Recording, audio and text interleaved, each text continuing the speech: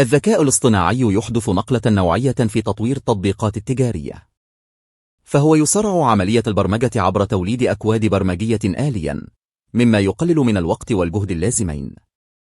كما يمكن المطورين من التركيز على الجوانب الإبداعية والتصميمية للتطبيق، بدلاً من التفاصيل البرمجية الروتينية. أدوات الذكاء الاصطناعي تساعد أيضاً في اكتشاف الأخطاء وتصحيحها بسرعة وكفاءة، مما يؤدي إلى تطبيقات أكثر جودة واستقراراً. نتيجة لذلك، نشهد زيادة في سرعة إطلاق التطبيقات إلى السوق، وانخفاض في التكاليف، وظهور تطبيقات أكثر تعقيداً وذكاءً. شركات كثيرة، مثلاً، تستخدمه لتخصيص تجربة المستخدم، وتحليل البيانات الضخمة، وتطوير مساعدين افتراضيين ذكيين. يتوقع أن يشهد العقد القادم تطوراً هائلاً في هذا المجال، مع زيادة اعتماد الشركات على الذكاء الاصطناعي في كافة مراحل تطوير التطبيقات، بدءاً من التصميم وحتى الصيانة.